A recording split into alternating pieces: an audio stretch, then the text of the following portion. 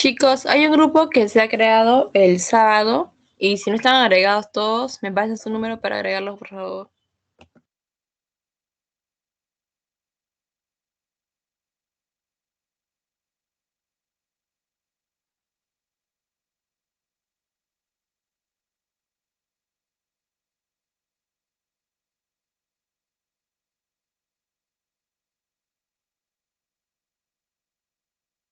Hola, buenos días.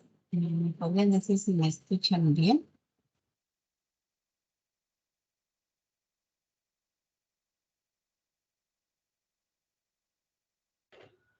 Sí se le escucha, Miss. Gracias. Vamos a ver otro minuto, ¿no? Vamos a ver.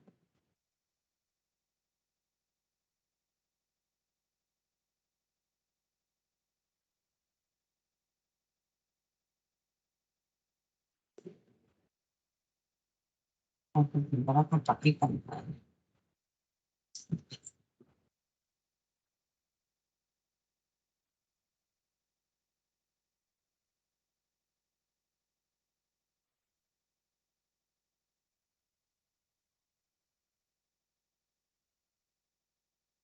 Estamos listos.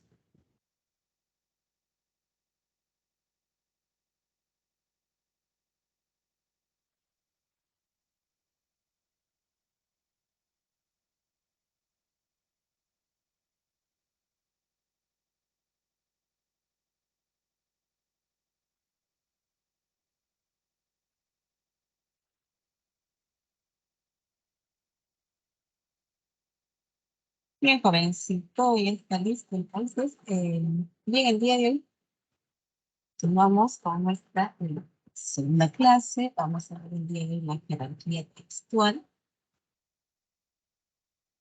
¿En qué consiste este tema del día de hoy? En el cual tenemos mucho también material de lectura, por decirlo ya. Ay, perdón. Pues hemos dicho que la lectura pues es una herramienta eh, fundamental para el aprendizaje significativo. Es crucial para asegurar el avance en esta comprensión lectora, pues leer bien, ¿no? Y comprender lo que leemos. Y pues por este motivo, para poder leer bien, debemos apoyarnos en lo que decimos que son las formas ideales que nos permitan una evaluación idónea de la comprensión de textos.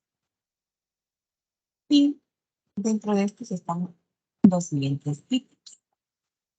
Primero, la pregunta por el tema central.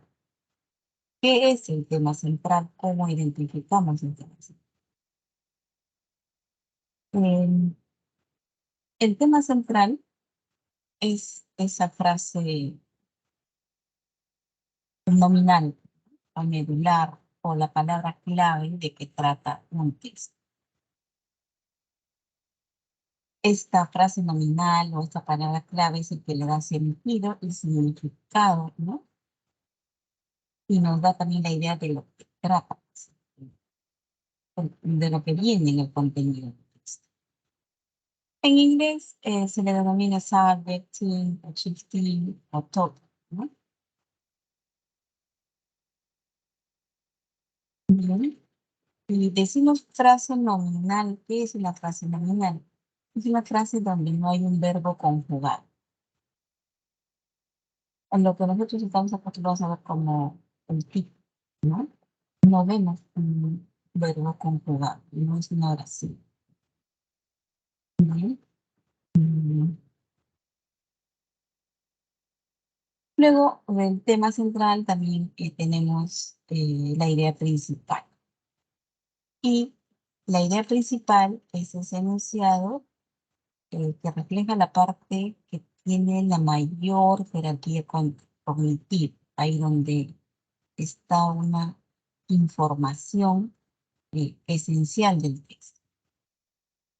Y se encuentra la idea principal estrechamente relacionada con el tema central.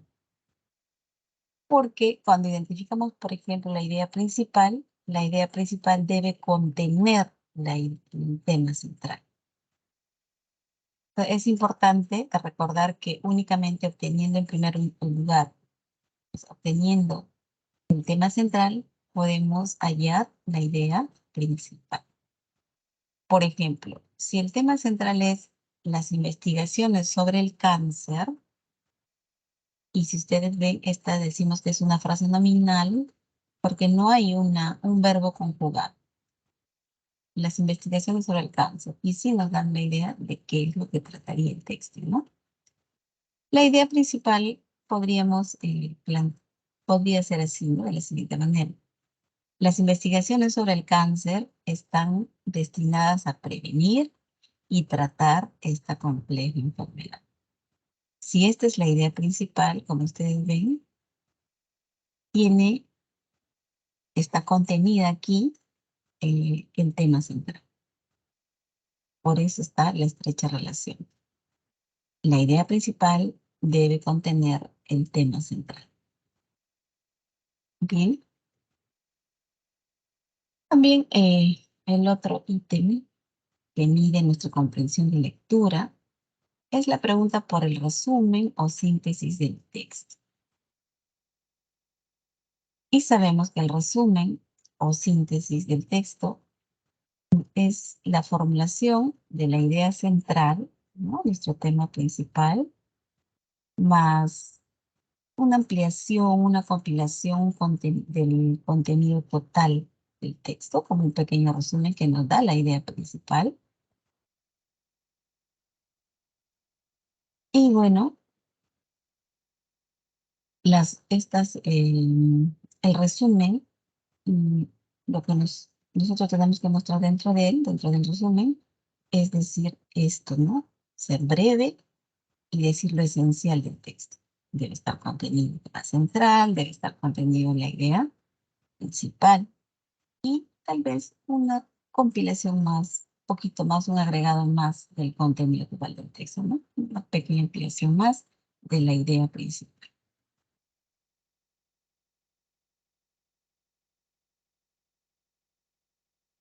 Tenemos una pequeña actividad aquí dentro de este material, del cual vendrán pues 2 preguntas. A ver, chicos, dice la lectura lo siguiente. La mayoría de los animales salvajes evitan activamente a los depredadores, pero este comportamiento se reduce rápidamente después de que entran en contacto con nosotros a través del cautiverio, la domesticación o la urbanización. Esas fueron las conclusiones de un estudio publicado en PLOS Biology. Los científicos descubrieron que el contacto con humanos conducía a una rápida pérdida de los rasgos antidepredadores de los animales, como la vigilancia, la congelación y la huida. Pero simultáneamente la variabilidad entre individuos aumentó inicialmente y luego disminuyó gradualmente a lo largo de las generaciones en contacto con humanos. Bien, ¿qué nos dicen en el primer párrafo? Que la mayoría de los animales salvajes evitan activamente a los depredadores. O sea, todos huimos de los depredadores, obviamente, ¿no? Pero dice, este comportamiento que es natural, se reduce rápidamente después de que entran en contacto con nosotros a través del cautiverio, la domesticación o la urbanización. Y estas fueron, pues, conclusiones a las que llegaron, ¿no? Y que fue publicado en PLOS Biology. ¿Qué descubrieron los científicos? Como dicen en el segundo párrafo, descubrieron que el contacto con humanos de estos animales salvajes conducía a una rápida pérdida de estos rasgos antidepredadores de los animales. ¿Cuáles son esos rasgos antidepredadores? La vigilancia, estar alerta siempre, la congelación o la huida. Pero simultáneamente la variabilidad entre individuos, dice, aumentó inicialmente y luego disminuyó gradualmente a lo largo de las generaciones en contacto con humanos. Primera pregunta, chicas. El texto aborda, nos preguntan por el tema. ¿Será la pérdida de rasgos antidepredadores en animales? ¿Estamos hablando de esto? ¿O la influencia humana en la domesticación animal? A ver por el chat, chicos, si pudieran participar. Bueno, Andrea nos dice que sería la B. Estamos hablando de la influencia humana en la domesticación animal. Sofía dice igual y Luis Alexander también.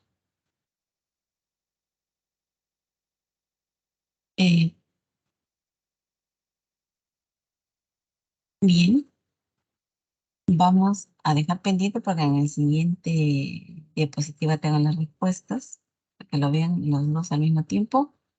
Pregunta 2. Determine la idea principal del texto. Ya saben, ¿no? Debe contener el tema central. A. Los animales en contacto con humanos pierden rápidamente sus rasgos antidepredadores. B. El ser humano ejerce una influencia importante en la domesticación de diversos animales. Medularmente quiere decir esencialmente, principalmente. Me preguntaba Gabriela. Sí, principalmente, ¿de qué trata? Bueno, sí. Principalmente el texto aborda. Gracias a ti, Andrea. O Gabriela.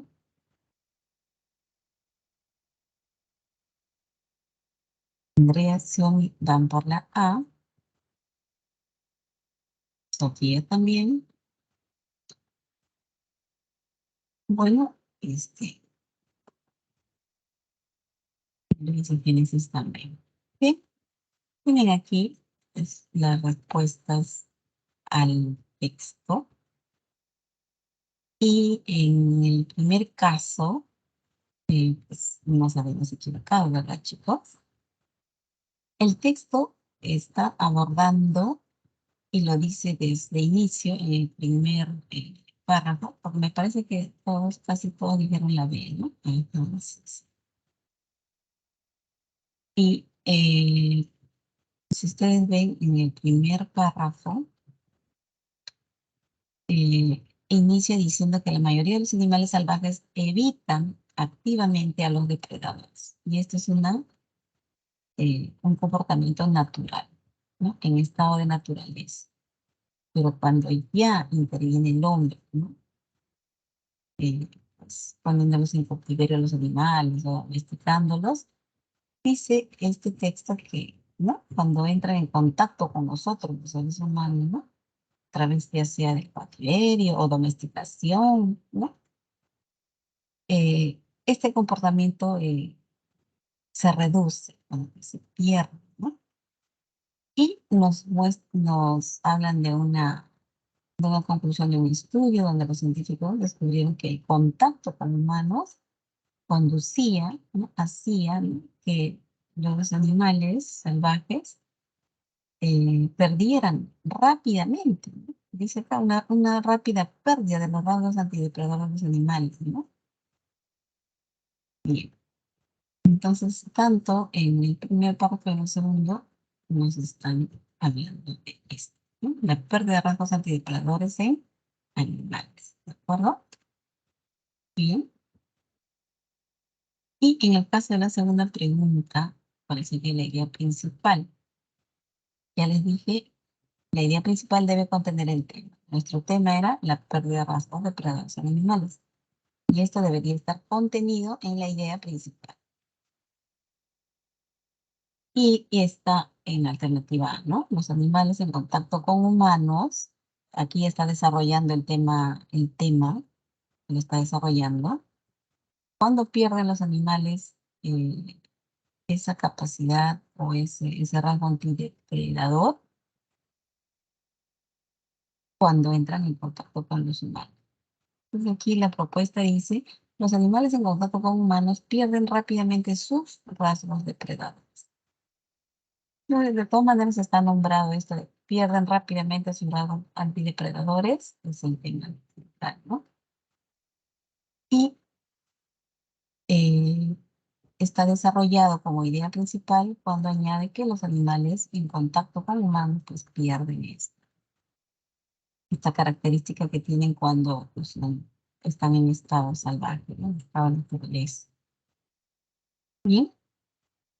Bien, chicos, vamos ahora al material que ustedes tienen en mano, varias lecturas y que no nos pase como, ¿no? Como la clase anterior, que le robé unos minutos a vuestro profesor porque incluso pensé que ahí no nos quedaba la clase, pero ustedes tenían otra clase más, ¿no? La de álgebra, me parece, si mal no recuerdo. Así es que vamos rápidamente a hacer lo que es nuestro para no atrasarnos.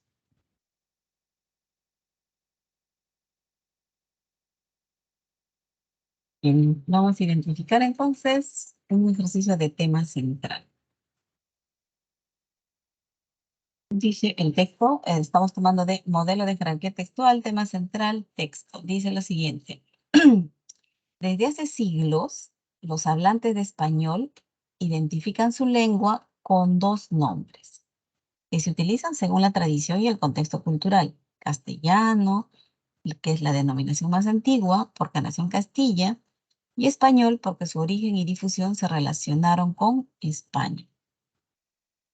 De hecho, Sebastián de Covarrubias, autor en 1611 del primer diccionario de nuestra lengua, le puso el título de Tesoro de la lengua castellana o española, lo que evidencia que ya entonces convivían con las dos denominaciones.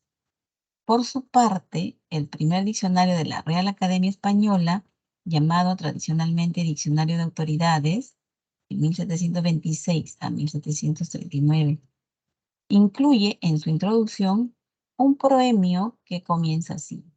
La lengua castellana, que por usarse en la mayor parte de España, suelen comúnmente llamar española los extranjeros.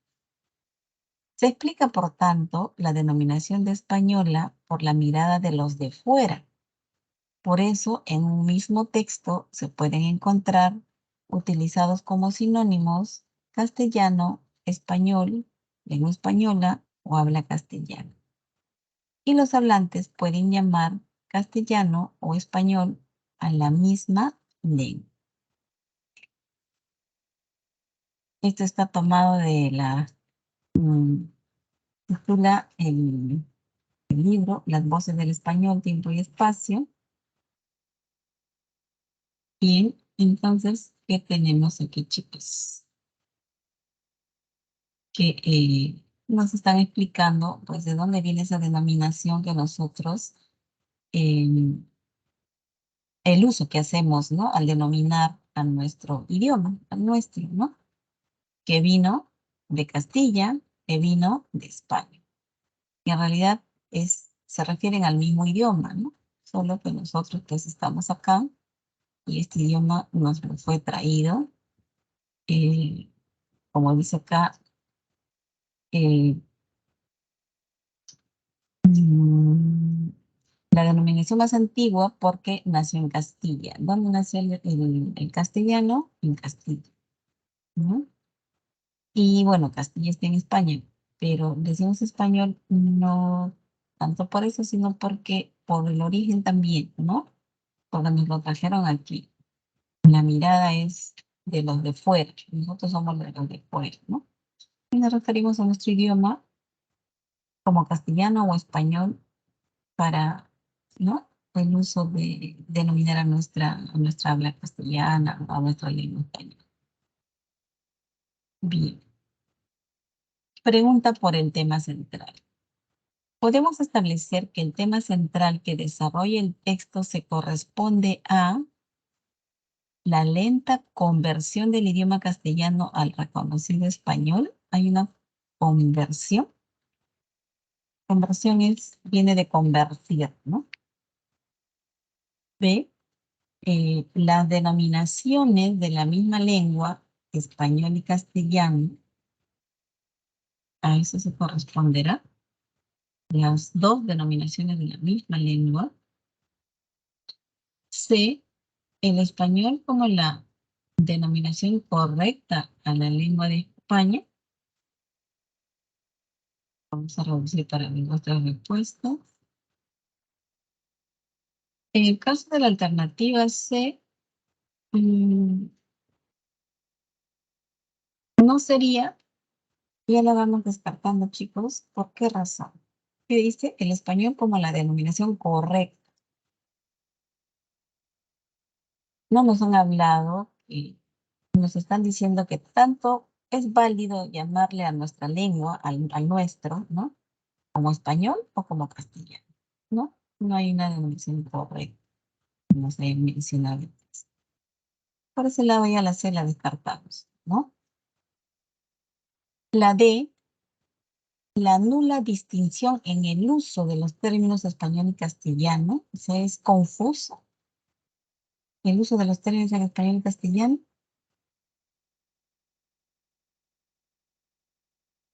E, la influencia del latín en el castellano o español fuera de España. Bueno, no nos han mencionado este tema sobre el latín o la influencia en el castellano o español. De hecho hay, ¿no? Sabemos que sí, pero no estamos hablando sobre eso. ¿Cuál sería, chicos, la respuesta correcta?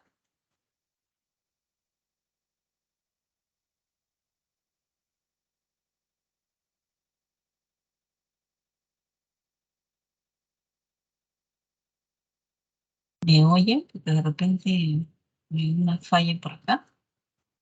Sí me oyen, ¿verdad, chicos? En todo caso, Sí, vamos a...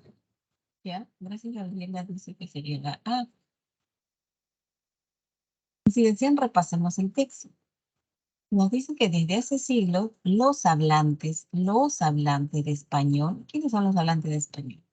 No solamente los de España, sino a todos aquellos donde ha llegado este idioma, ¿no? A su conocimiento, como nosotros, Perú, toda Latinoamérica, Centroamérica, ¿no? Centroamérica también.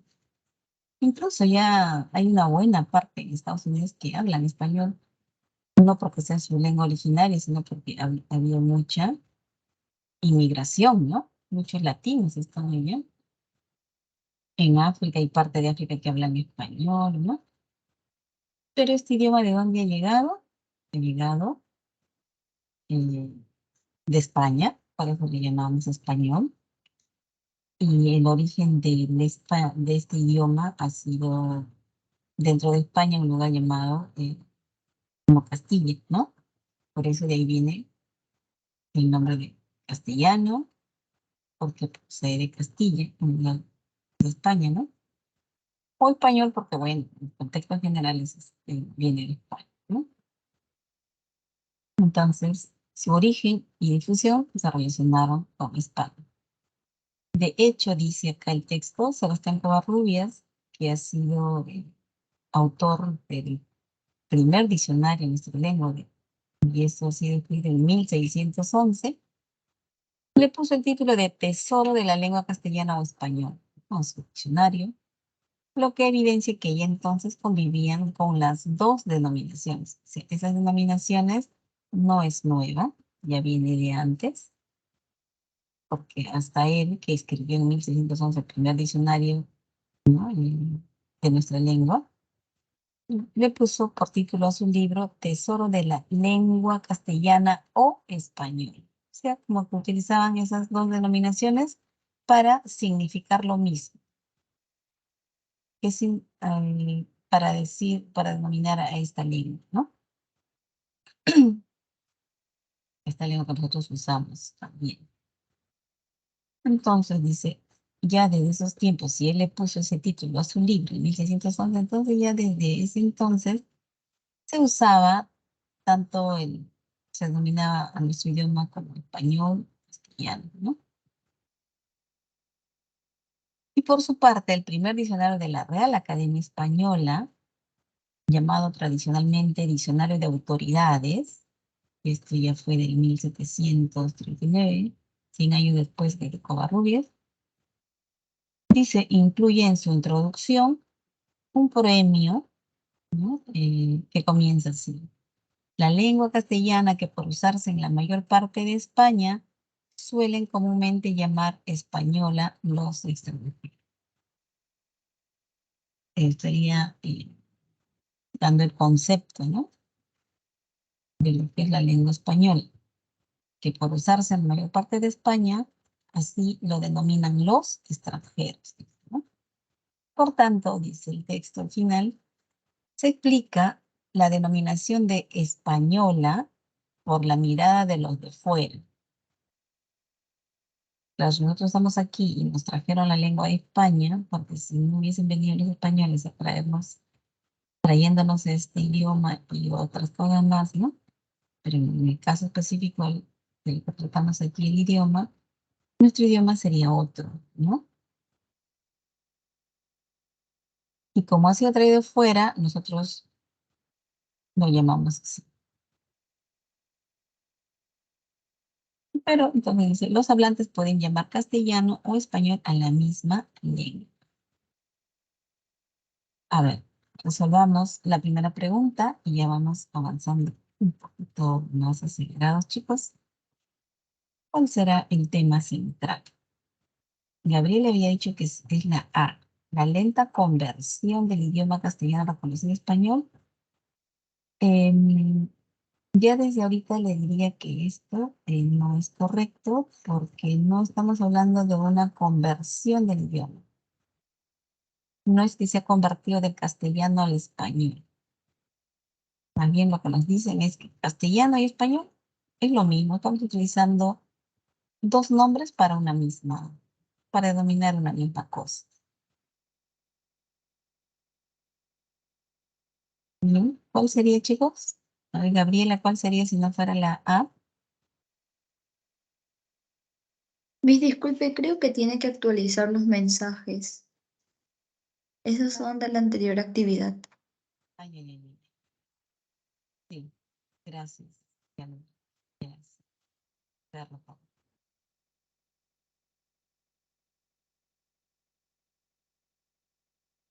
Gracias. Sí, acá ya han dicho que es la B y así es. Esa es la respuesta correcta porque el texto está abordando cómo los hablantes de español identifican, ¿no?, su lengua con eh, dos palabras que son sinónimas en este caso, ¿no? Español y castellano.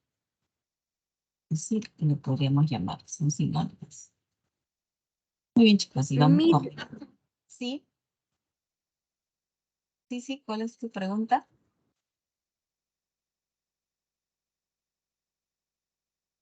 Y entonces nosotros, cómo lo llamaríamos nuestra lengua? ¿Español o castellano? Según el texto, es lo mismo porque son sinónimos. Podemos llamarlo español o castellano. Y esto no solamente nosotros, esto ya viene desde antes, desde 1600, que así lo denominan.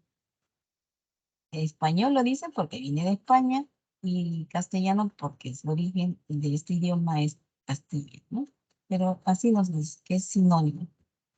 Vale igual denominar a nuestra lengua como español o castellano. Por el texto, así lo entendemos. ¿Sí? Ok, mis gracias. Bien.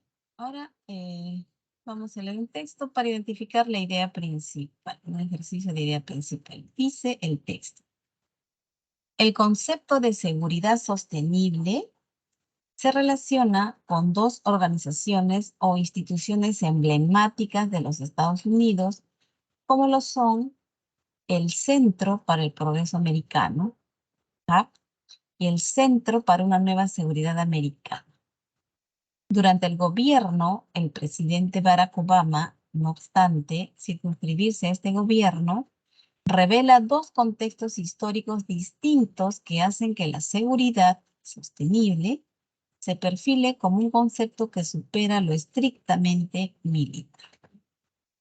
De allí que la seguridad sostenible como concepto implique tres aspectos importantes de la seguridad. A, la seguridad nacional, particularmente la de los Estados Unidos. B, la seguridad humana, es decir, el bienestar de las personas. C, la seguridad colectiva, definida como los intereses compartidos con los otros países, ceñidos al terreno geopolítico y económico, como la priorización, integración y coordinación de las políticas de desarrollo global, la modernización del sistema de ayuda exterior, que permita realizar inversiones estratégicas y volver a utilizar las instituciones de seguridad, liderando su reforma y creando otras nuevas. Bien, ¿qué tenemos por aquí?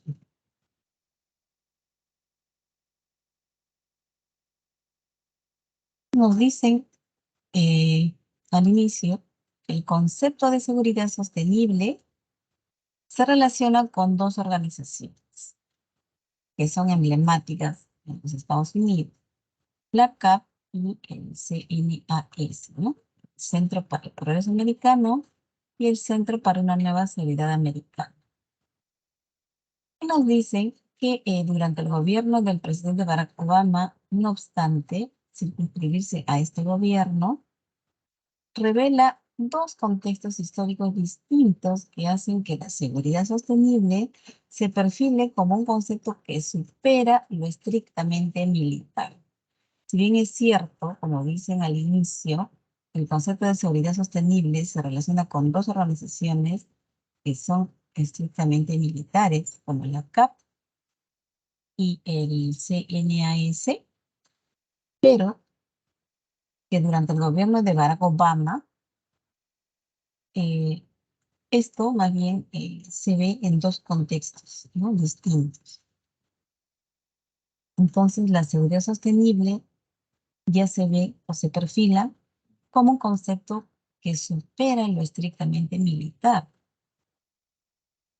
Y de allí dice, en el segundo párrafo, que la seguridad sostenible como concepto implique tres aspectos importantes de la seguridad. Como ya supera lo estrictamente militar, ¿no? Vamos a ver por qué. ¿Qué implica? Pues implica tres aspectos importantes. Primero es la seguridad nacional, que es, claro, particularmente la de los Estados Unidos, porque de ellos estamos hablando, ¿no? O ellos son los del texto, ¿no? B, implica también la seguridad humana. ¿Qué quiere decir esto? El bienestar de las personas.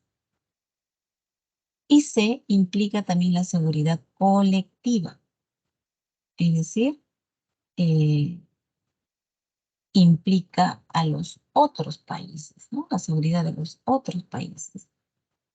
Y esto tiene que ver, pues, en el plano político, económico, ¿no? Que tiene que ver también con la integración, la coordinación de las políticas de desarrollo global. Bien, vamos a la pregunta. El tema central del texto es, ¿será el conjunto de medidas de la seguridad sostenible?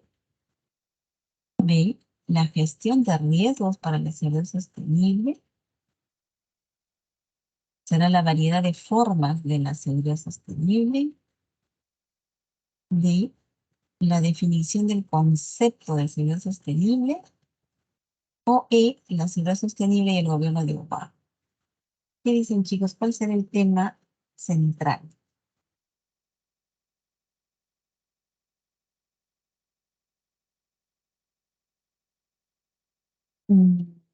Gracias, chicos. Me dicen que sería la D, la definición del concepto. Así es, ¿no?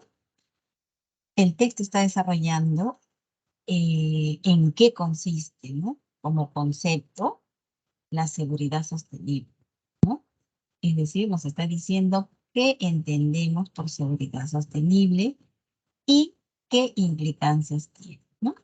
en el texto. Sí, chicos, es la D. Muy bien. Identificado el tema central, entonces, ahora vamos por la idea principal del texto. A ver, chicos.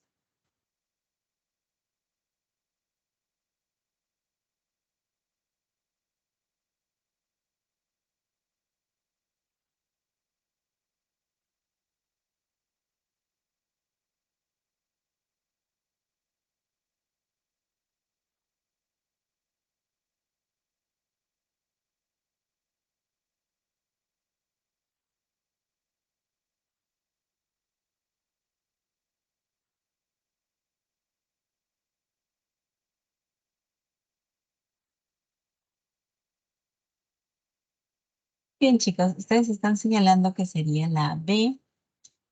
Em, la pregunta era la idea principal del texto sostiene que el concepto de desarrollo sostenible entonces comprende la seguridad nacional, la seguridad humana y la colectiva. Y, y si nos preguntáramos, ¿y dónde está aquí el tema central mencionado? Está acá, ¿no? Porque ese es el complemento de la, como que de la respuesta, ¿no? Arriba. La idea principal de texto sostiene que el concepto de ciudad sostenible, ¿no? Y acá, en nuestra alternativa, ya estaría el desarrollo de esta idea, digo, del tema central, ¿no? Ahora me pregunta Miriam, la idea central era la de, sí, la D. Y en el caso de nuestra pregunta 2, sí es la B. Ujú. Porque el texto desarrolla, ¿no? Nos decía la idea de que una definición cabal del concepto de ciudad sostenible debe contemplar, ¿no? La seguridad nacional, debe contemplar la seguridad humana y la colectiva. Muy bien. Y esto es lo que hace que sería en el texto que pues, trasciende lo estrictamente militar, va más allá de lo militar. ¿Sí, no? Bien, chicos. Muy bien. Vámonos ahora a nuestra siguiente lectura. Y por favor, si me avisan el momento en que tengan su receso, porque aún no estoy pendiente del horario o del reloj, entonces les voy a quitar su receso, chicos. Me avisan. Bien, el siguiente texto dice lo siguiente. Entre 1346 y 1347 estalló la mayor epidemia de peste de la historia de Europa. Desde entonces, la peste bubónica o peste negra se convirtió en una inseparable compañera de viaje de los europeos hasta su último brote a principios del siglo XVIII. Justo ahorita me estaba poniendo a pensar, leyendo esto, porque siempre yo creo que todos se han preguntado, ¿hasta cuándo durará esto del coronavirus? Y a pesar que ahora sí tenemos, pues, estamos tratando de combatir con vacunas, ¿no? En el mundo, lo que no pasaba con la peste negra, que ni siquiera se explicaban, no sabían ni por qué, cómo es que surgía esta enfermedad, ¿no? Cómo se daba, cómo era la transmisión, el contagio. Pero miren, de 1346 al siglo XVIII, ¿cuántos años han pasado, chicos? Casi 500 años, ¿no? Y entonces, ¿cuánto demorará esto del coronavirus? Porque si ustedes ven las noticias, en China ahorita hay un rebrote terrible. Y entonces ya, bueno, por lo menos me asusto yo como si ahí empieza otra vez, y se está dando estos casos así, ¿no? ¿Cómo vamos a estar? Porque todo es progresivo, va llegando, esto es global, ¿no? Entonces también hay que seguir cuidándonos, chicos. En este caso, creo que las clases virtuales son, por ahora, creo que lo mejor, ¿no? Porque ya no interactuamos con los demás, ¿no? Porque si no es virtual, tenemos que estar viajando en micro, ¿no? Caminando, lo que sea, y estar con los demás, ¿no? No sé, pero Siempre traten de ver la noticia y estar atentos. En China ahorita le están pasando muy, muy mal. Y entonces eso ya no te está asustando al mundo nuevamente. Bien, entonces volviendo a nuestra lectura, dice que la peste, a diferencia de otras enfermedades endémicas que se presentaba con frecuencia en aquel entonces, como la disentería y la lepra, tuvo un impacto pavoroso, porque por un lado se ignoraba tanto su origen como su terapia, y por el otro afectaba a todos, tanto al mendigo como al rey. ¿Mm? Igual que el coronavirus, ¿no? Sobre el origen de la peste circulaban explicaciones muy diversas, algunas heredadas de la medicina clásica griega. Atribuían el mal a los miasmas, otras relativas a la geología. Suponían que la peste era producto de erupciones volcánicas y movimientos sísmicos. Incluso las había más extravagantes como la proveniente de la astrología. No obstante, recién en el siglo XIX, con el desarrollo de la bacteriología, se pudo superar la idea de un origen sobrenatural de la peste.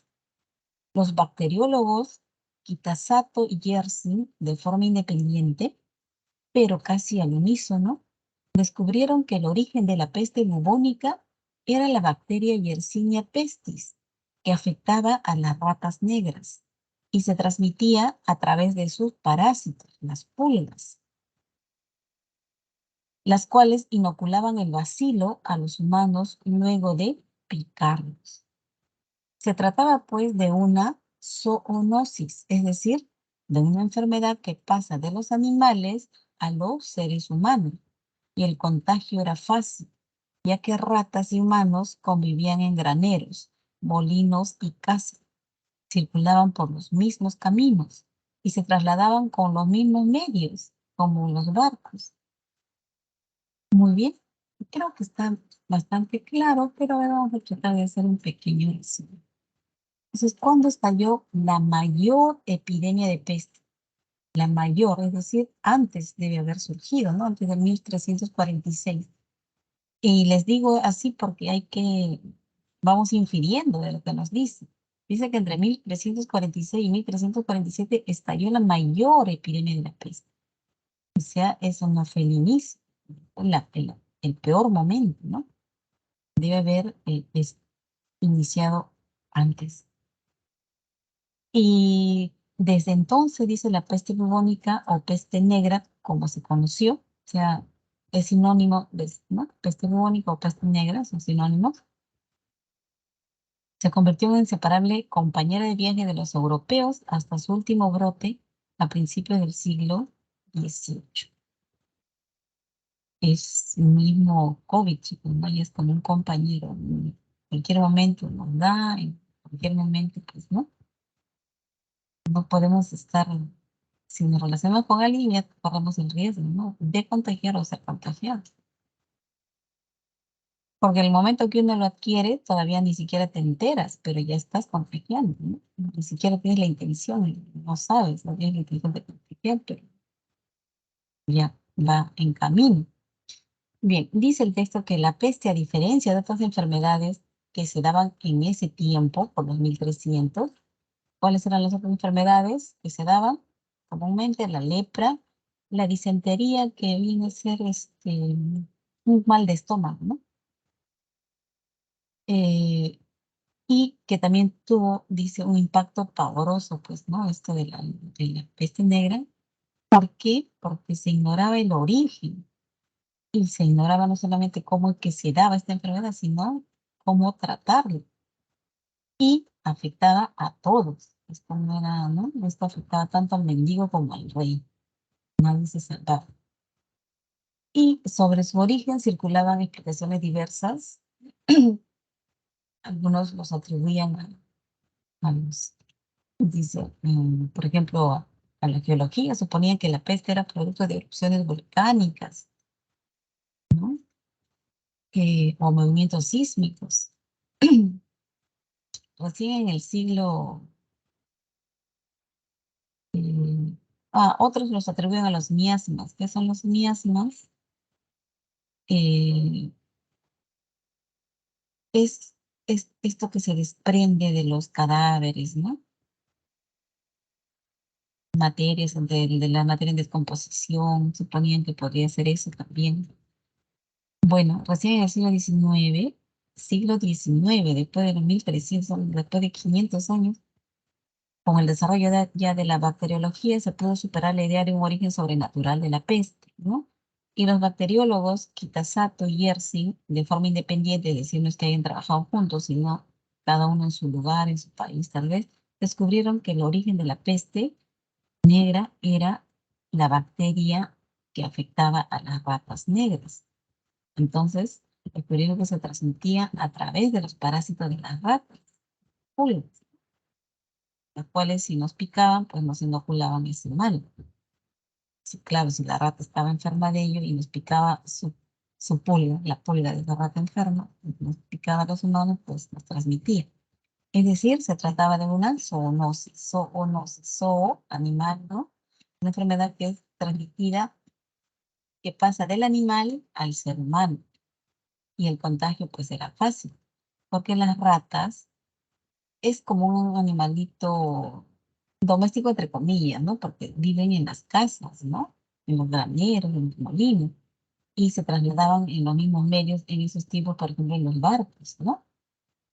Por ello, que siempre se decía, los médicos, alguna vez pregunté, eh, porque alguna vez fui a un médico y les cuento, ¿no? Eh, no sé si se han dado cuenta, creo que es la distemper, que les sale puntitos rojos, ¿no? Se les pone en la piel puntitos rojos a los perros. Yo tenía un perrito que falleció de ello, bueno, tendría 12 años, 13 años más o menos, hace bastante tiempo, chicos. Y pues vi que en mis piernas también aparecieron como unos puntitos. Y en el colegio había pues un médico.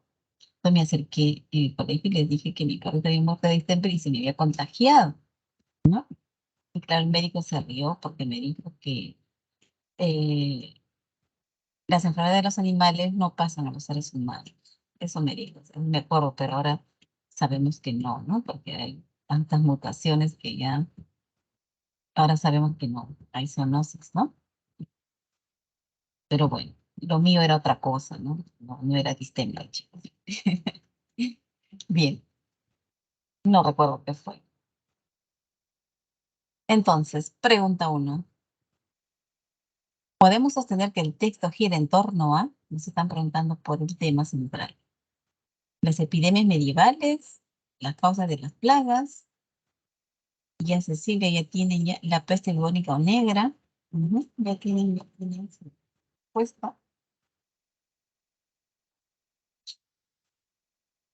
Sí, chicos, lo decimos rápidamente, así es. El tema central gira en torno a la peste negra o a la peste bubónica. Muy bien. Ahora vamos por la siguiente lectura. Esto lo identifico muy rápidamente. La siguiente lectura, digo, la siguiente pregunta. En el texto se afirma principalmente que, ¿cuál es la idea principal que se afirma acá?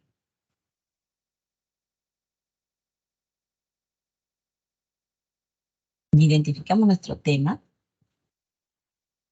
Nuestro tema debe estar contenido también en nuestra idea principal. Dice Cecilia, la peste bubónica durante la Edad Media tuvo un impacto pavoroso porque se ignoraba su causa y tratamiento. A ver.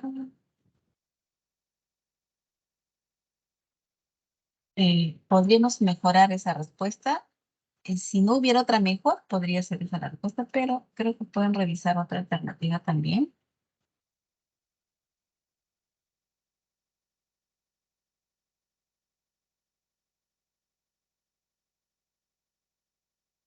De hecho, la B no es.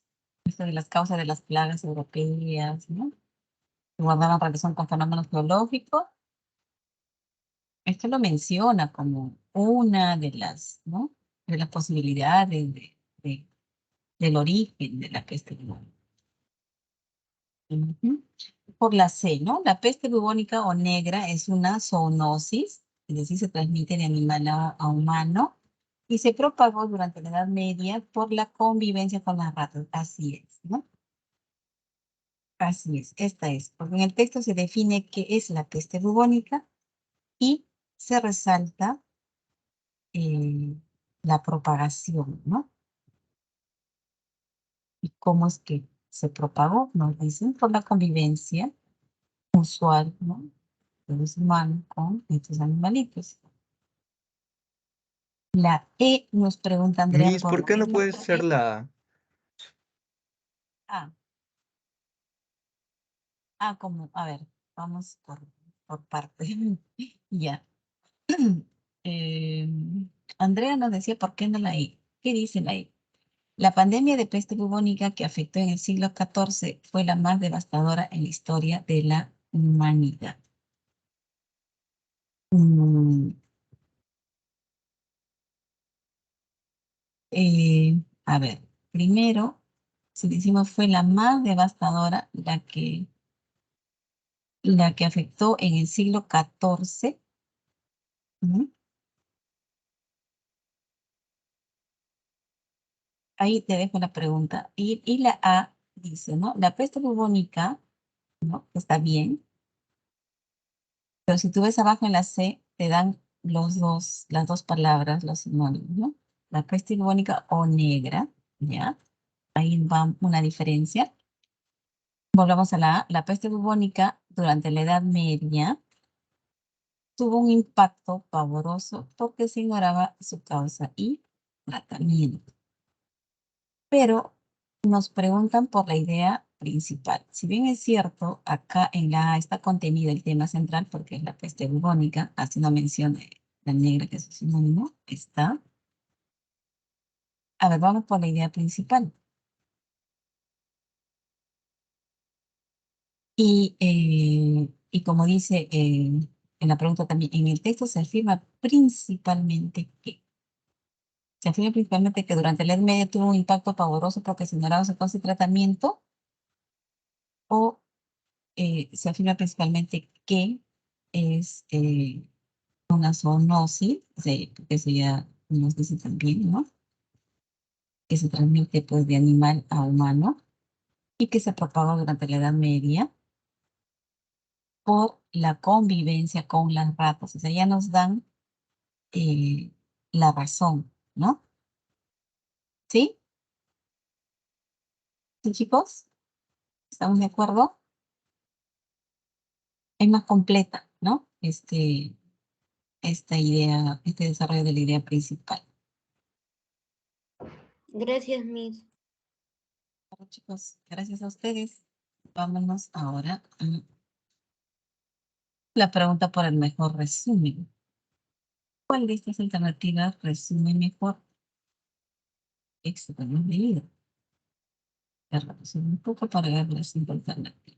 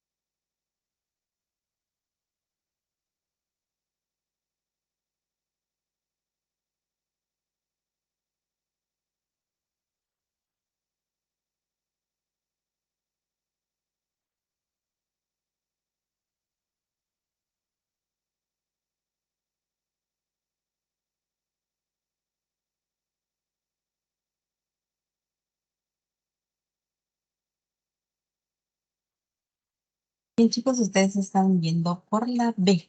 Dice, durante la Edad Media las personas convivían con las ratas, incluso compartían los medios de transporte como los barcos, lo que conllevó a la propagación de la zoonosis conocida como peste bubónica. Y de todo lo que hemos visto, de todas nuestras alternativas, sí es la correcta, porque en el texto pues, se resalta que la peste negra es una zoonosis, ¿no? Y que se propagó durante la Edad Media. ¿Y por qué se propagó? Porque las personas pues compartían los mismos espacios, ¿no? Con los animalitos causantes de esto, ¿no? Los portadores que eran las ratas. Incluso compartíamos los medios de transporte, como los barcos, ¿no? Bien. Y chicos, es la vela que mejor presenta el resumen de nuestro texto. Vamos ahora a nuestra siguiente lectura.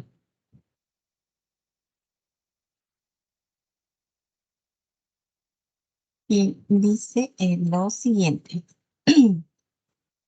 La catástrofe más intensa que ha sufrido el planeta sucedió hace 252 millones de años, al final del periodo Pérmico, cuando murió el 90% de la vida en el océano y el 75% en la Tierra. Los registros fósiles son prácticamente inexistentes durante millones de años después. Desaparecieron árboles, las bacterias reemplazaron los arrecifes de coral, no había ruido de insectos. Los hongos con apariencias de espinas en el registro fósil tal vez sean la putrefacción de un mundo extinto. Fue el momento en que la Tierra ha estado más cerca de quedar totalmente esterilizada. El planeta tardaría 10 millones de años en recuperarse por completo, con el terreno preparado para el eventual ascenso de los dinosaurios. La extinción en masa del final del periodo Pérmico es particular en la historia de la Tierra, aseguró el geólogo Seth Vargas del Servicio Geológico de Estados Unidos. Nada ha sido tan grave y nada siquiera se le acerca. Cada vez hay más evidencias que sugieren que este apocalipsis de la antigüedad fue provocado en gran medida por emisiones gigantescas de dióxido de carbono, producto de las erupciones de los volcanes ubicados en una amplia franja de Siberia. En la actualidad, se están discutiendo las consecuencias de inyectar enormes cantidades de dióxido de carbono en el aire, como si la amenaza solo existiera a partir del resultado especulativo de modelos computarizados. Sin embargo, como lo han descubierto los científicos, esto ha sucedido muchas otras veces y en ocasiones los resultados fueron catastróficos. La revista Paleogeography o Paleoclimatology o Paleoecology publicó una edición especial en la que a partir de un conjunto de evidencias cada vez mayor se afirma que las anteriores emanaciones volcánicas de dióxido de carbono pudieron haber ayudado a provocar muchas de las extinciones más extremas en la historia de la Tierra. Bien, chicos, ¿qué tenemos por aquí? Que pues la Tierra ha sufrido la mayor catástrofe hace 252 millones de años, al final del periodo conocido como Pérmico. ¿Y por qué señalan que es la mayor catástrofe? Porque murieron el 90% de la vida del océano y el 75% de la Tierra. Solo un 10%, ¿no?, de los que viven en el océano sobrevivieron y un 25% en la Tierra. Los registros fósiles son prácticamente inexistentes durante millones de años después. Es decir, después de eso, si no hay registros fósiles millones de años después de este periodo, de esta etapa, de esta época, quiere decir que la Tierra quedó pues improductiva, esterilizada, ¿no? Los animales también pues ya no, en su reproducción, o sea, no habrían nuevos, ¿no? Muchos desaparecieron. Dice, las bacterias reemplazaron los arrecifes de coral, no había ruido de insectos. Los hongos con apariencia de espinas en el registro fósil tal vez sean la putrefacción de un mundo extinto. Fue el momento en que la Tierra estaba más cerca de quedar totalmente esterilizada. El planeta tardaría 10 millones de años en recuperarse por completo. O sea, como que en sanarse, en recuperar y volver a, ¿no? A preparar un terreno donde podrían pues, crecer y vivir, ¿no? La extinción en masa del final del periodo pérmico es particular, dice, en la historia de la Tierra. Nada ha sido tan grave y nada siquiera se le acerca a lo que pasó, ¿no? Y cada vez hay más evidencias que sugieren que este apocalipsis, ¿por qué se habría, cuál habría sido la razón? Acá no es una hipótesis, o dicen ni siquiera hipótesis solamente, hay evidencias ya, ¿no? Que sugieren que esto se debió a emisiones gigantescas de dióxido de carbono, producto de las erupciones de los volcanes ubicados en una amplia franja de Siberia. En todo caso ha sido una cuestión natural, ¿no? Porque los volcanes no son malintencionados, tienen, ¿no? No lo hacen a propósito, ¿no? Es naturaleza.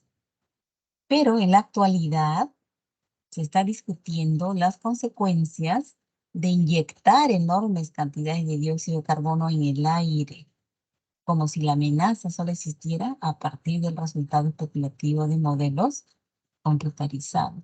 ¿A qué se estará refiriendo esto de inyectar en el aire, ¿no? Ya tiene que ver con pues la sociedad, ¿no? Y la sociedad, nosotros que pues, vivimos en un mundo industrializado y todas esas cosas. Bien, chicos, pregunta 1. El texto desarrolla el siguiente tema central.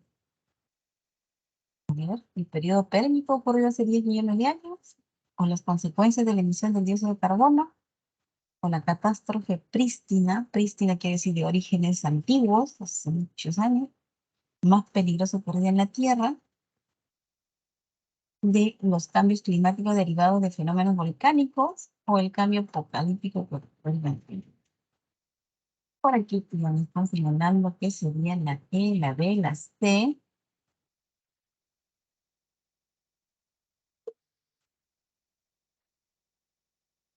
Y les diría ya de antemano que es la C, la catástrofe prístina. Prístina se refiere a esos tiempos remotos, esos bastante antiguos, así desde los orígenes, ¿no? Se aborda pues en este texto, digamos, la ocurrencia, lo que ocurrió, ¿no? Un cataclismo en épocas prístinas, ¿no? A finales del periodo pérmico, ¿no? El cual casi deja inhabitable a la Tierra, ¿no? Casi esterilizado. Demoró 10 millones para recuperarse, ¿no? Muy bien. Vamos por la pregunta 2. La E es parecida, dice André. A ver, vamos a ver qué dice. El cambio apocalíptico ocurrió durante la antigüedad. El cambio, ya por esta palabra más, ya no la elegimos porque en realidad es una catástrofe, ¿no? Casi se destruyó toda la vida, ¿no? La vida. Y además, ¿por qué no la E, Andrea? También porque, ¿dónde ocurrió la catástrofe? En la Tierra, ¿no? Bien, entonces está mejor mencionado en la C. Bien. 2. Es posible inferir que las declaraciones del geólogo Sid Burgess referencian a un fenómeno. ¿Y qué dice Sid Burgess? Vamos a ver. ¿Qué dice? La extinción en masa del final del periodo pérmico es particular en la historia de la Tierra. Nada ha sido tan grave y nada se dice. O sea, ha sido terrible. Un 90% de la vida de la vida en el océano desapareció y el 75% en tierra, ¿no? Ustedes están Viendo por la E, que dice singular y devastador, ocurrido durante finales del Permico. Así es, ¿no? Porque de lo que dice, ¿no? Nuestro autor, Seth Barger, la extinción en masa del final del periodo Pérmico es particular en la historia de la Tierra y nada ha sido tan grave y nada siquiera se le acerca, pues podemos inferir que se trata de un fenómeno sui generis, ¿no? Y no solo sui generis, sino algo muy peligroso, ¿no? Que ha pasado en la Tierra. Singular y devastador ocurrido durante finales del Pérmico. Muy bien, chicos. Vamos por la 3. Resulta incompatible con el desarrollo textual afirmar que el estudio sobre el fenómeno devastador ocurrido en la Tierra durante el Pérmico, nos preguntan por incompatible, pero ya nos dicen también qué cosa es lo incompatible de decir. Lo incompatible es afirmar que el estudio sobre el fenómeno devastador ocurrido durante el Pérmico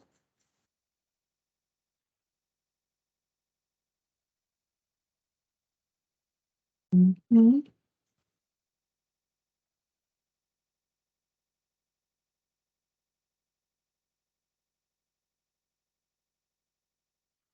así es, ¿no? Está muy bien, chicos. Han identificado muy bien lo incompatible.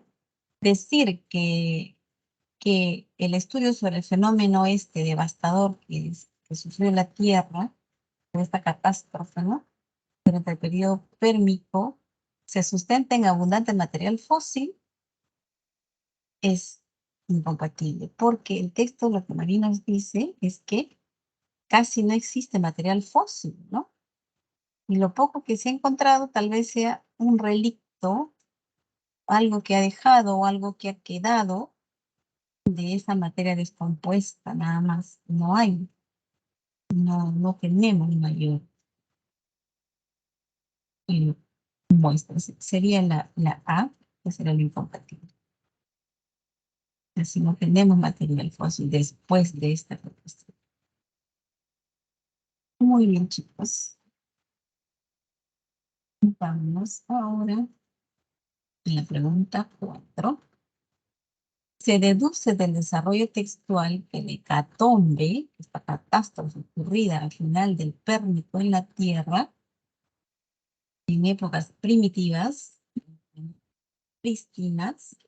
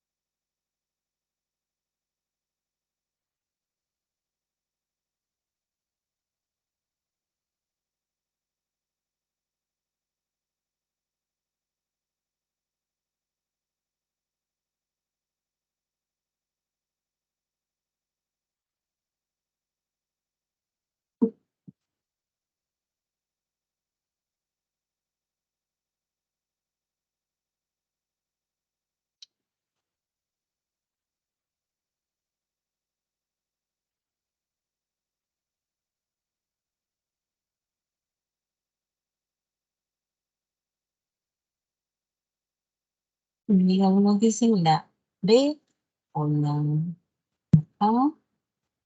A ver, leamos. Se deduce del desarrollo textual que la hecatombe ocurrida al final del Pérmico en la Tierra en épocas primitivas, A, dice, se debió a causas antropogénicas, es decir, la emisión de dióxido de carbono fue producida por la actividad humana. Ahí creo que está el error de pensar ello, porque lo que nos dice es que ¿quién generaba el dióxido de carbono? Eran los volcanes, ¿no? Y los volcanes, pues, por naturaleza, su naturaleza propia, ¿no? Ahí no intervenía eh, el humano, ¿no? No es la A por ello. No es causa antropogénica. Antropo viene de ser humano, de hombre. No ha intervenido allí. Ok, el texto y vamos al texto porque hay que siempre basarnos en el texto. dice que cada vez hay más evidencias, esto es en el tercer párrafo, cada vez hay más evidencias que sugieren que este apocalipsis, ¿no? La hecatombe de la antigüedad fue provocado en gran medida por emisiones gigantescas de dióxido de carbono, producto de las erupciones de los volcanes ubicados en una amplia franja de Siberia. O sea, no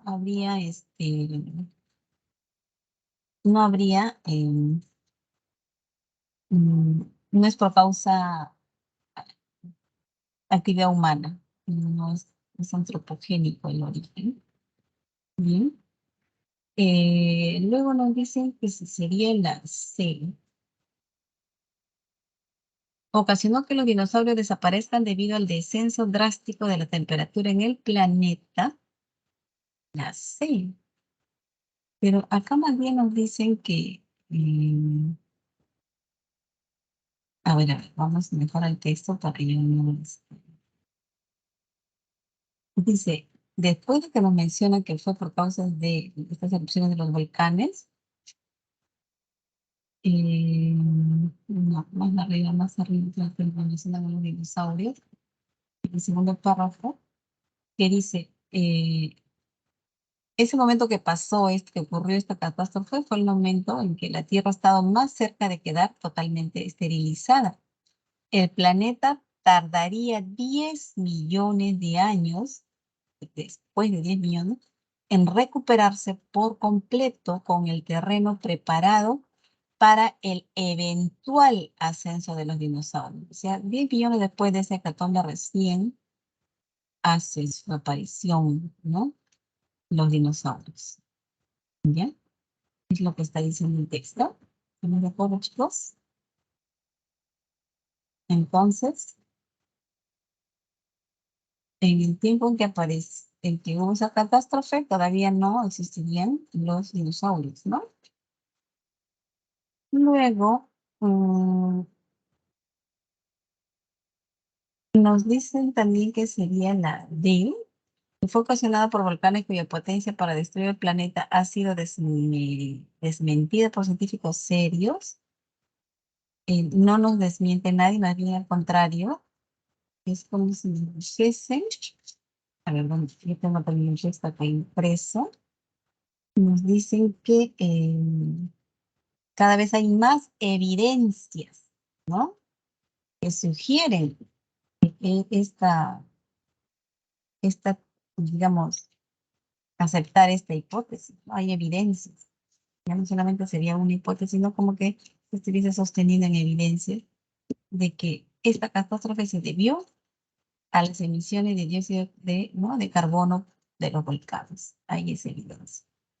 ¿Cuál sería nuestra respuesta entonces, chicos? Aquí sería la B. Se deduce del desarrollo textual que la hecatombe ocurrida al final del Pérmico en la Tierra en épocas primitivas derivó en un escenario poco propicio para el desarrollo de la vida humana millones de años después. Porque en el texto que nos indican que la Tierra se recuperó muchísimos años después, 10 millones de años más o menos están sugiriendo, ¿no? Y además, 10 millones después, el escenario estaba idóneo para el desarrollo de los dinosaurios. Todavía ahí, el ser humano no estaba, ¿no? Entonces podemos deducir que, eh, que la hecatombe ocurrida al final del Pérmico en la Tierra en épocas primitivas, pues derivó en un escenario poco propicio para el desarrollo de la vida humana millones de años. Miss, pero no es impreciso que te diga millones de años después porque no sabes exactamente cuántos millones. O sea, puede ser un intervalo mucho más grande y la vida humana sí sería propicia. Bueno, pero considerando que nos dicen como que 10 millones para que recién aparezcan los dinosaurios y después nosotros ya tenemos ciertos datos por lo que venimos estudiando, ¿no? En el colegio ya tenemos cierta información, ¿no? Que nosotros hemos venido después de los dinosaurios, ¿no? Más o menos, por eso se deduce, no está explícito en el texto. Entonces deducimos, inferimos, ¿no? Porque lo otro, ¿cuál sería? ¿Cuál otra alternativa tú elegirías? Sí, había visto esa clave como la mejor, pero no sé, eso de que no te dé la precisión de los millones de años exactos me generaba conflicto. Lo que pasa es que la pregunta es de inferir y deducir, entonces solamente estamos también nosotros como que elucubrando, ¿no? Porque inferimos, claro, obviamente, de los datos que nos da el texto, que están explícitos, pero inferimos algo ¿no? Que no está en el texto. Entonces, pero también nos ayudamos con los conocimientos que tenemos, ¿no? Es la alternativa que nos queda elegir aquí, ¿no? Cuando nos preguntan se deduce o se infiere, ¿no? Entonces, todavía no estaba preparado para nosotros ese programa. Bien, chicos. O puede ser porque te dice que solo son millones y al referirte a unidades solamente sería de 1 a 9 millones. Tal vez es por eso. Sí, porque se derivó de un escenario poco propicio para el desarrollo de la vida humana millones de años después. Sí, pues sí, porque por ahí nos puede confundir un poco, ¿no?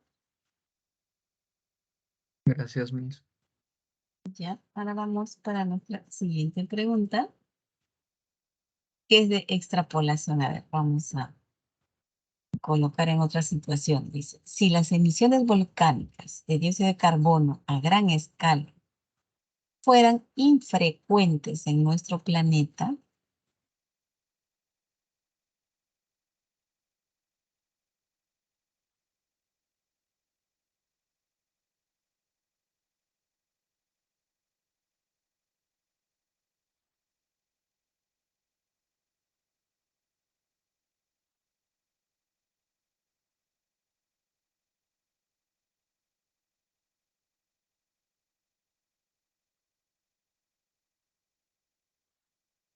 a ver, la pregunta dice, ¿no? Si las emisiones volcánicas de dióxido de carbono a gran escala fueran infrecuentes, se supone que son frecuentes, son normales, son naturales, son emisiones volcánicas, eso no lo podemos evitar. Lo que podemos evitar es las emisiones de dióxido de carbono generadas por los humanos. Pero las emisiones volcánicas son naturales, no se puede evitar, pero supongamos que fuesen las emisiones volcánicas de dióxido de carbono a gran escala fueran infrecuentes,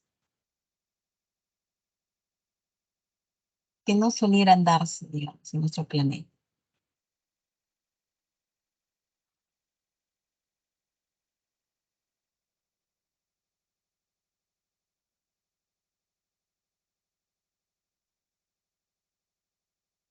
Porque a qué se aduce, por qué habría ocurrido la hecatombe, la catástrofe? Hay evidencias, dice, ¿no? Voy a leer el texto. Dice, cada vez hay más evidencias que sugieren que este apocalipsis de la antigüedad fue provocado en gran medida por emisiones gigantescas de dióxido de carbono producto de las erupciones de los volcanes. Si esto no hubiese sido, o sea, si fuese infrecuente que si los volcanes no emitieran dióxido de carbono,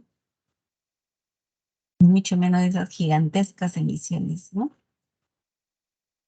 Que son normales, naturales en los volcanes, ¿no? No se puede evitar, es natural.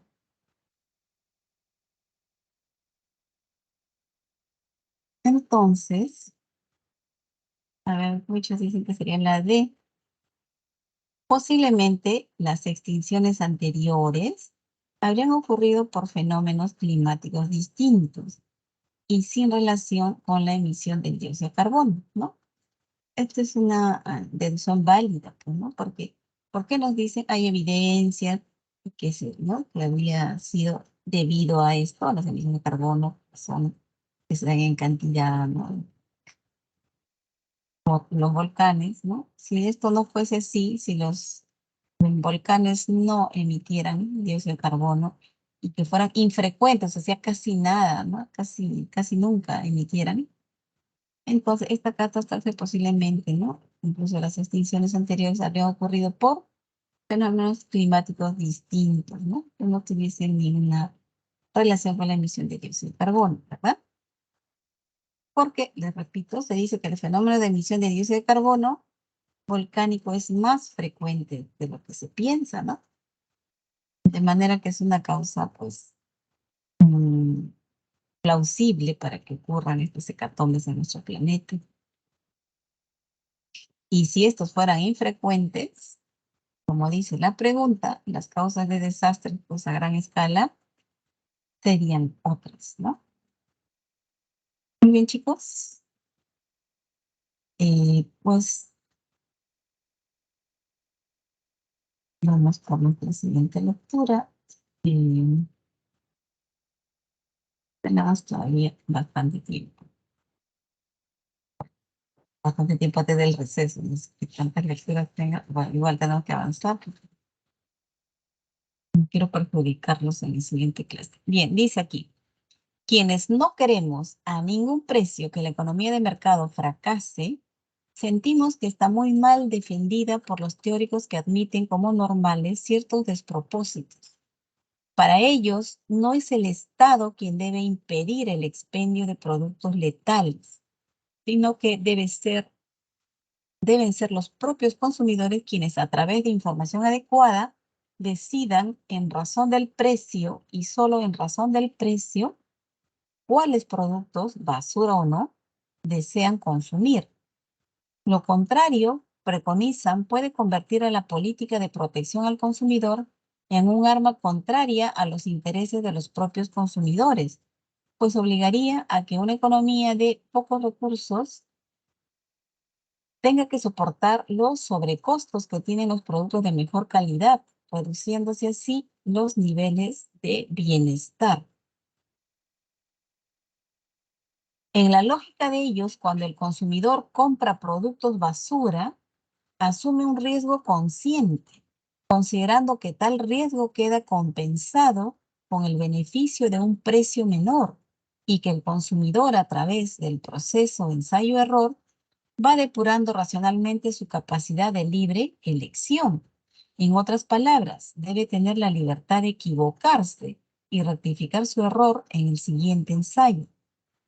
Ante un producto basura que origina la muerte o un daño grave a la salud, no puede argumentarse que se asume un riesgo consciente.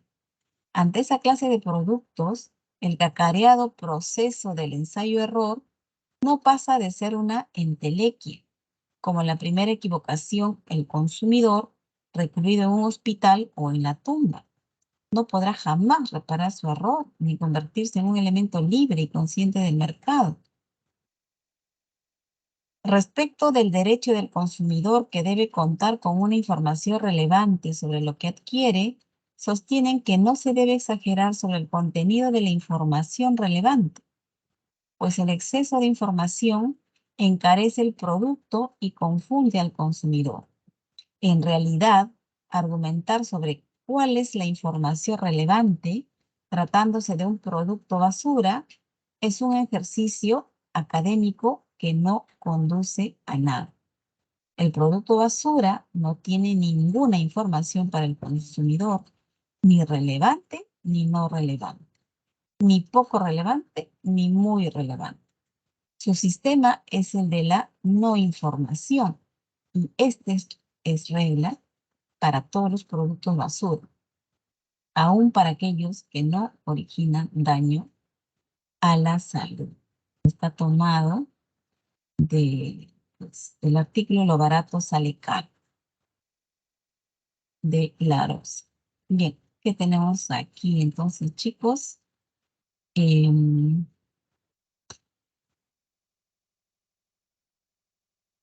Hay como una defensa de la economía de mercado, ¿no? Dice que si los que no queremos a ningún precio que la economía de mercado fracase, sentimos que está muy mal defendida por los teóricos que admiten como normales ciertos despropósitos. Para ellos, la crítica, ¿no? Para ellos no es el Estado quien debe impedir el expendio de productos letales, sino que deben ser los propios consumidores quienes a través de información adecuada decidan en razón del precio y solo en razón del precio cuáles productos, basura o no, desean consumir. Lo contrario, preconizan, puede convertir la política de protección al consumidor en un arma contraria a los intereses de los propios consumidores, pues obligaría a que una economía de pocos recursos tenga que soportar los sobrecostos que tienen los productos de baja calidad. Y así pues se reducirían los niveles de bienestar. Y nos dicen también que en la lógica de ellos, cuando el consumidor compra productos basura, asume un riesgo consciente, considerando que tal riesgo queda compensado pues, con el beneficio de un precio menor y que el consumidor, a través del proceso de ensayo-error, va depurando racionalmente su capacidad de libre elección. Así es como pues, nos plantean el asunto ellos, ¿no? En otras palabras, debe tener la libertad, ¿no? El consumidor de equivocarse y de rectificar su error en el siguiente ensayo. Pero, como dice el texto acá, ante un producto que origina la muerte o un daño grave a la salud, no puede argumentarse que se asume un riesgo consciente. Ante esta clase de productos, ¿no? que causan grave salud, daño grave a la salud, pues el cacareado proceso de ensayo-error no pasa de ser simplemente una entelequia, ¿no? Con la primera equivocación, el consumidor puede ir pues a parar al hospital o a la tumba. No podrá jamás reparar su error ni convertirse en un elemento libre, una persona consciente de elegir, ¿no? Conscientemente un producto. Y tienen ahí una imagen, chicos, que acompaña el texto. Y bueno, son personas que están bebiendo, ¿no? Y obviamente está ahí la muerte acompañándoles. Y termina el texto diciendo,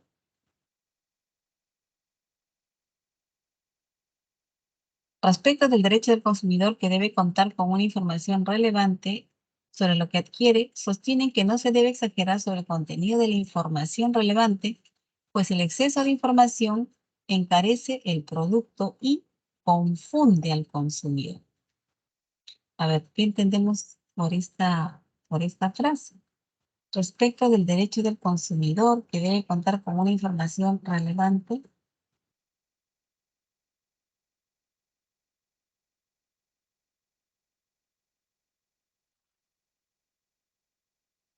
Respecto del derecho del consumidor que debe contar con una información relevante sobre lo que adquiere, sostienen que no se debe exagerar sobre el contenido de la información relevante, pues el exceso de información encarece el producto y confunde al consumidor. Me estoy poniendo a pensar en los octógonos, ¿no? Tenemos información allí, ¿no? En realidad, argumentar sobre cuál es la información relevante tratándose de un producto basura es un ejercicio académico que no conduce a nada. O sea, si es un producto basura, no tiene sentido, dice, ¿no? Argumentar sobre cuál es la información relevante, porque es basura. El producto basura no tiene ninguna información para el consumidor, ni relevante, ni no relevante, ni poco relevante, ni muy relevante. Su sistema es el de la no información, ¿no? Mejor es que no sepa y que compre sin saber, ¿no? Y esta es la regla para todos los productos basura, aún para aquellos que no originan daño a la salud. Pregunta 1, chicos. ¿Cuál es la intención principal del autor del texto?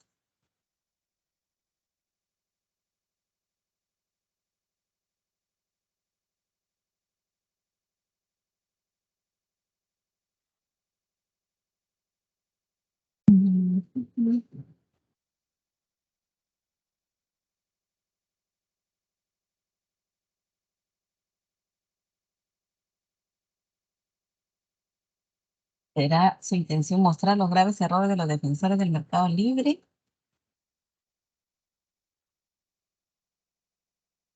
¿Cuestionar el expendio incontrolado de los productos basura?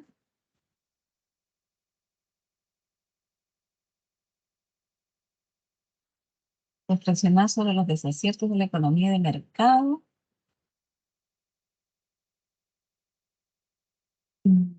Varios de ustedes me dicen que sería la E, rebatir los argumentos de ciertos defensores del libre mercado. Sí, ¿verdad? Sí, sería la E, porque en el texto, en toda la trama del texto, el autor lo que está exponiendo está exponiendo los desaciertos, ¿no? De aquellos que defienden a capa y espada, digamos, ¿no? La economía del libre mercado. Y luego los está cuestionando, ¿no? Así es, a los defensores del libre mercado. A ellos habla de los defensores del libre mercado, de los que al inicio, de antemano ya dijo, en la primera línea, quienes no queremos a ningún precio que la economía del mercado fracase, sentimos que están muy mal defendidas por los teóricos que admiten como normales ciertos propósitos. Está cuestionando a ellos, a los defensores del libre mercado. Sería la H. La intención del autor es pues, rebatir, ¿no? Los argumentos de los defensores del libre mercado. Miss, ¿y qué hace que la C se anule? A la C, a ver, ¿qué dice la C? Reflexionar sobre los desaciertos de la economía del mercado. Ah, ya, porque en realidad, si bien es cierto, podríamos pensar que está reflexionando, pero también está criticando,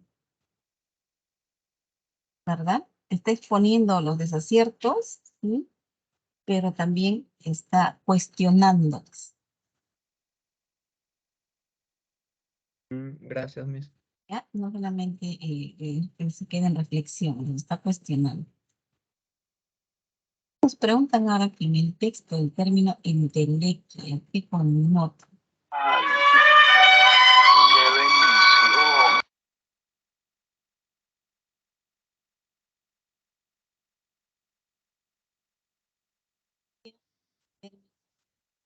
Es una forma de existencia de un ser, ¿no? Un intelecto. Pero aquí en nuestro texto, querrá decir un fracaso, una realización. Y vamos, ¿en qué contexto está? Está en, ¿dónde está? En negrita.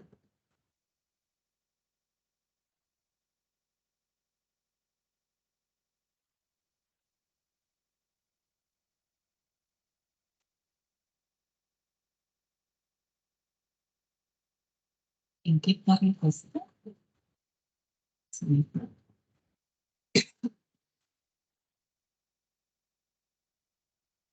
Dice, ante esta clase de productos, porque dice, ante un producto basura que origina la muerte o un daño grave a la salud, no puede argumentarse que se asume un riesgo consciente. Vamos a ponerlo en negrita. Lo ponemos en negrita, ya está. Dice, ante esa clase de productos, el cacareado proceso de ensayo-error no pasa de ser una entelequia. Digamos, una cosa de la imaginación, podríamos decir inclusive. Con la primera equivocación, ¿por qué? Porque con la primera equivocación el consumidor puede terminar en el hospital o en la tumba. ¿Qué connotaría aquí? Fracaso, realización, equivocación, contingencia. Contingencia es algo que puede ser o no puede ser. O inmaterialidad.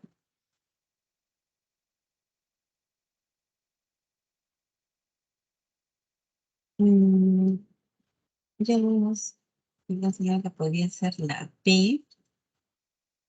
Ya, nosotros podemos pensar de lo que nos dice el texto, ¿no? Del proceso ensayo y error, ¿no? Solo es pues una representación mental, ¿no? Que solo puede existir en nuestra imaginación, debido a que pues, el consumidor no puede concretarlo, digamos. Entonces, la entelequia aquí estaría connotando o conllevaría la idea de la imposibilidad de realización. Él puede terminar en el hospital o en la tumba. ¿Cómo podría luego reparar o no corregirse? A eso se refiere, ¿sí?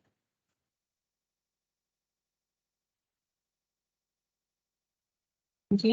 Y a ver, ¿de acuerdo, chicos?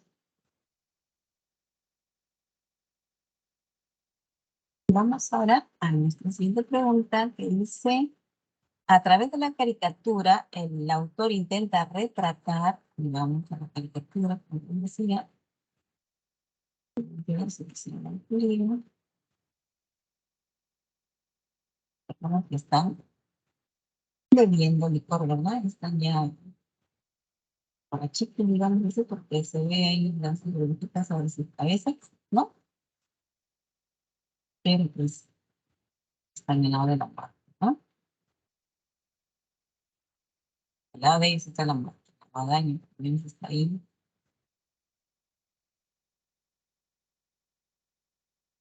¿Qué intenta retratar el autor con esta caricatura?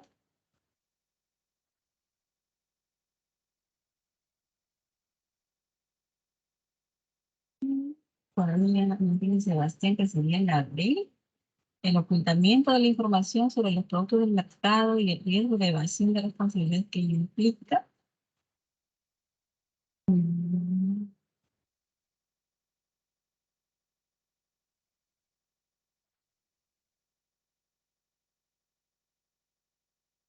Mejor expresado está en la C, ¿verdad, chicos?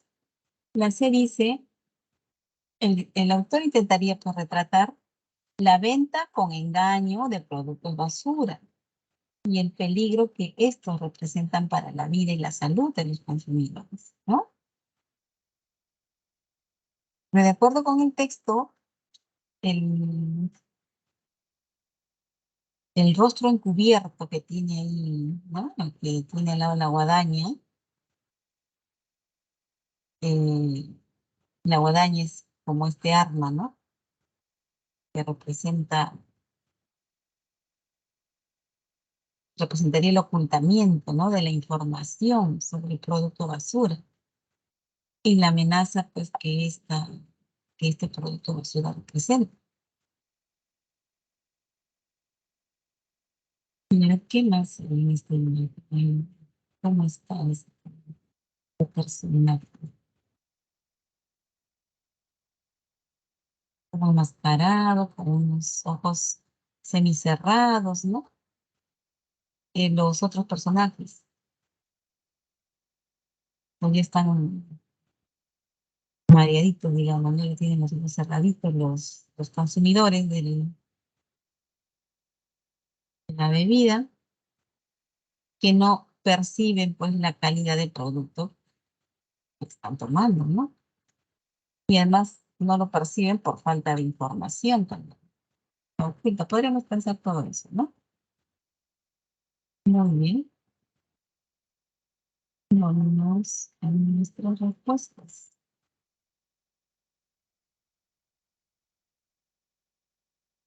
Sería las chicos, ¿verdad?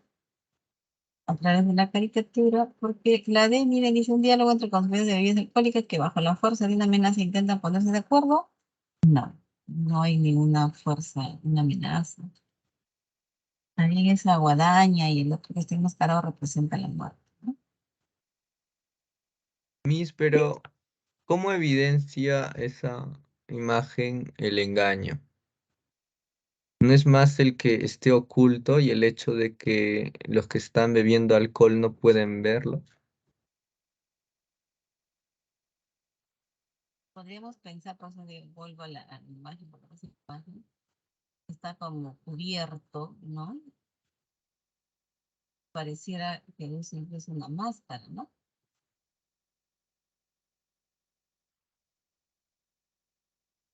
Y como ellos están, pues, no perciben muy bien porque ya están, pues, ¿cómo se dice? Ya bebidos, ¿no? Tienen ahí las burbujitas encima, no perciben, o en todo caso, no son tan conscientes de lo que están consumiendo. Por ello sería, y además,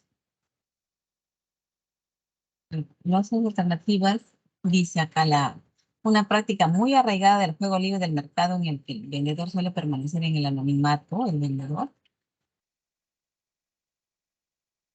Gracias, Yumit. Así es también, gracias por la ayuda. Claro, más que una máscara, dice Yumit, también simboliza el peligro, ¿no? Pero el peligro del cual no somos conscientes, ¿no? Al momento de elegir porque no hay información, ¿no? Así sería. Claro, Miss, pero, o sea, el engaño supondría que te den una información y que esa información sea incorrecta, pero en cambio el texto lo que te dice es que más bien no dan información. ¿No sería eso un ocultamiento? Claro. Añadido, claro, en la C dice la venta con engaño de productos. ¿Por qué habían puesto esta palabra de la venta con engaño? Y el peligro que estos representan para la vida, ¿no? Bueno, con engaño seguramente lo ponen aquí porque si no te ponen información, te están engañando, ¿no?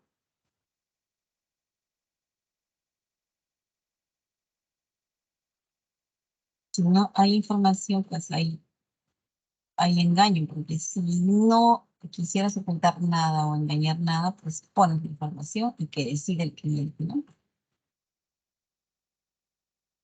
Y dice Yumit, añadiendo esto, que el engaño representa la vulnerabilidad a la que te sometes a recibir información bajo el efecto del alcohol. Ah, bueno, también, sí, muy observadora Yumit, gracias. Ajá, sí, pues hay que observar muy bien el dibujo.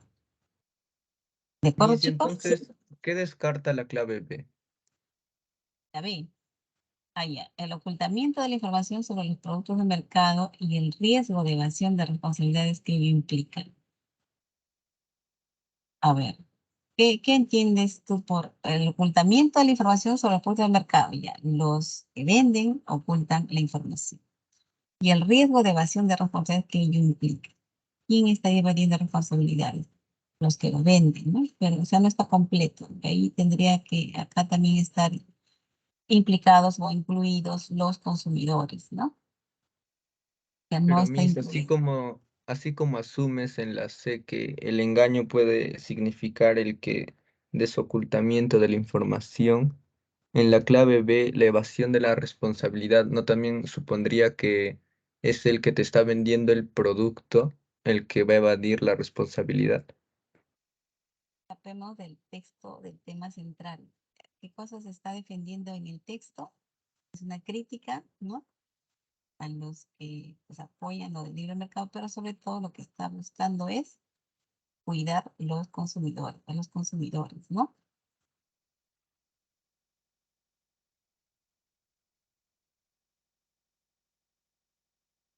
Sí, nos quedamos con la C, chicos. Es la respuesta correcta aquí. La C, ¿verdad? La C. Ah, Miss, entonces entra la relevancia de lo de la salud y sería por eso la C. También, claro, o sea, a los consumidores se les cuida la vida y la salud, ¿no? Ese es el derecho, por ellos, que eso es lo básico. Por eso Pero ahí, en la imagen intenta replicar eso, o sea, que nosotros interpretemos eso. ¿No sería más bien el que te estés haciendo daño? Y como al tener el personaje de la guadaña una máscara, es como que no se sabe quién ha sido o algo así. Y ahí darías la evasión de responsabilidad. Así lo en estaba verdad, entendiendo yo. podríamos entenderlo de varias maneras, ¿no? Pero como le han acompañado nuestro texto, y nuestro texto trata sobre esto que pues hay personas que defienden, ¿no? Que no se dé información de vida, ¿no? Pero si esta información tiene que ver con la salud, con la vida, ¿no? Si bien es cierto, ellos pueden elegir y luego corregir si le hace daño, ¿no? Pero si ya no tienes opción a corregir, a reparar tu error, porque te causó la muerte, ¿no? Eso sería para el autor un sinsentido, no sería que necesitamos tener una información relevante. Ujú. Bien, chicos, sí, como hay Génesis también de la máscara podría representar el riesgo a la salud. O sea, hay tantas formas antes de lo que le pudiéramos dar, ¿no?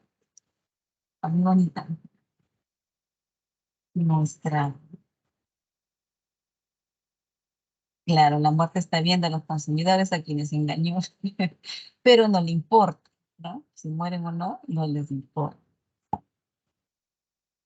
Bien, chicos, ya nos queda un minutito para su receso, a ver si resolvemos una preguntita más. Es incompatible con la crítica sostenida en el texto afirmar que en la venta de los productos basura,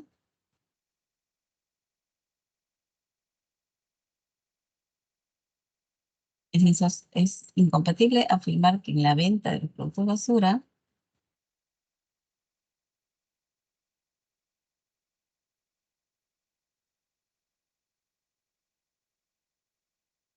así, de saque, ¿no? Gracias, Aarón. Se revela el favorecimiento a los sectores más necesitados, no les importa, ¿no? Lo que menos les importa. Muy bien, chicos, sí, según la crítica del autor, pues la venta de los productos basura afecta a los sectores más pobres, ¿no? Y estos sectores más pobres son atraídos, pues, a, a que Miss, consuman yo te creo, Miss. por el bajo precio, ¿no? Lo que dicen ahí, bueno, ¿cómo dice acá? Porque es gracioso lo que pone en el texto. Dice, en la lógica de ellos, de estos responsables del mercado, cuando el consumidor compra productos basura, asume un riesgo consciente, dice, ¿no? Considerando que tal riesgo queda compensado con el beneficio de un precio menor. ¿Y quiénes son los que compran el precio menor? Pobres, ¿no? En los sectores más necesitados. Bien, chicos, no sé si me pueden dar un minutito para la última pregunta. A partir de la lectura se puede concluir que la economía del mercado, cerramos en esta lectura,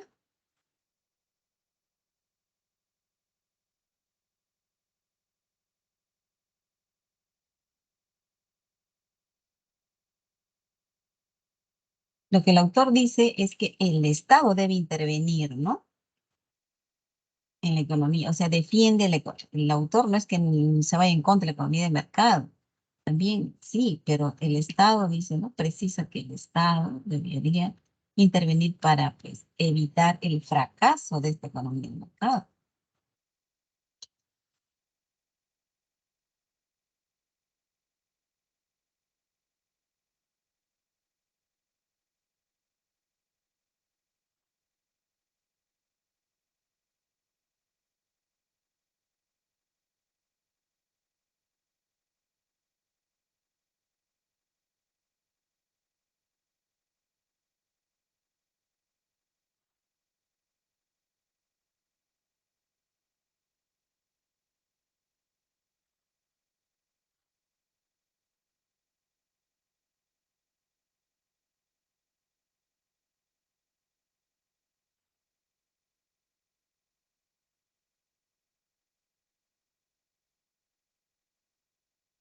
Aquí, chicos, sería la E, y les voy diciendo para no quitarles muchos minutos de su proceso.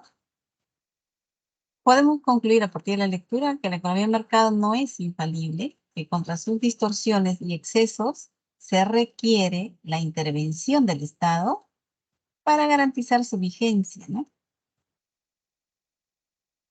Porque el autor lo que está haciendo con la crítica, ¿no? A los malos defensores, a los malos defensores a los que está criticando, que ven pues los excesos del libre mercado como algo normal. Defiende la economía de mercado, pero precisando que intervenga el Estado, ¿no? Para evitar, pues, digamos, el fracaso de la economía del libre mercado.